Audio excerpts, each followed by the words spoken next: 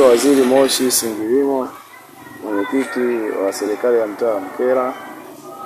Kwanza kabisa nashukuru Mheshimiwa Rais Samia Suluhu Hassan kutuletea miradi mbalimbali katika mtaa wetu wa Mkera, miradi wa hospitali, zahanati, kuja kituo cha afya, pia miradi ya shule na shule 3, moja ya msingi, 2 ya sekondari.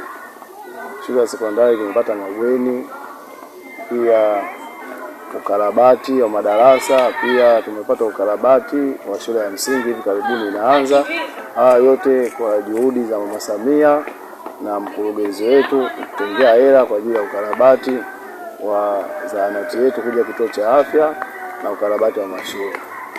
Pia tunashukuru viongozi wetu wa kata, viongozi wa chama na diwani kwa ushirikiano mkubwa katika ujenzi wa kituo cha afya cha Mvuti. Wametupa ushirikiano mkubwa, diwani wetu Magdalena na viongozi wa chama, mwenyekiti wa chama na kamati yake nzima wametupa sapoti kubwa sana mpaka kufika hatua hii.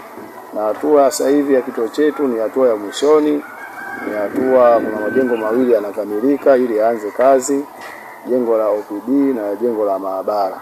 Ndio hatua za mwishoni kabisa, na hivi karibuni tutazindua na majengo mapya yataanza kutumika katika kituo chetu kipya cha Mvuti.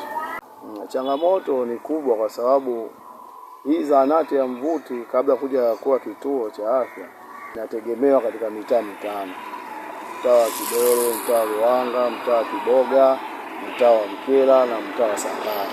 Hivyo zahanati ya Mvuti ni tegemeo kubwa kwa wananchi wengi mitaa yote.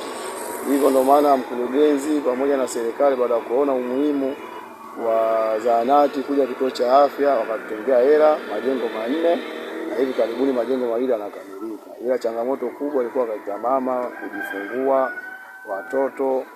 Hivyo serikali imeona changamoto hiyo, ndio maana wametuletea mradi huu mkubwa.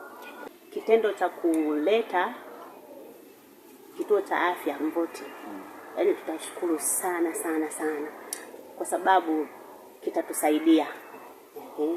Kitatusaidia kwa mambo mengi. Kwa sababu utakuta watu wanatoka huko mbali wanakuja kupata matibabu hapa, lakini utakuta matibabu ambayo hapo hapa yani ni yale ya zahanati.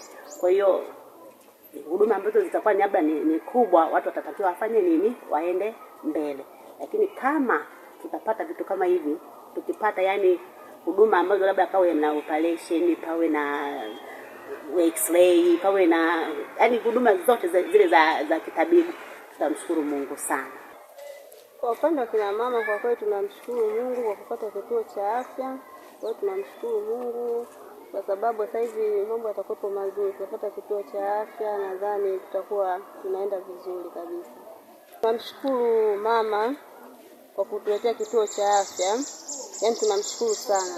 Na vile vile mwenyekiti wa serikali za mtaa kwa juhudi zake alizozifanya mpaka hapa alipofikia tumepata kituo cha afya. Kwa kweli washukuriwe sana. Kabla ya hapo huduma tulikuwa tunazipata, ila kwa sasa hivi tunashukuru tumeongezewa kituo cha afya, nadhani huduma zitakuwa nzuri zaidi. Naitwa Monica Festo Kimoleta. Nakaa Mvuti, mtaa wa Mkera, na ni kamanda.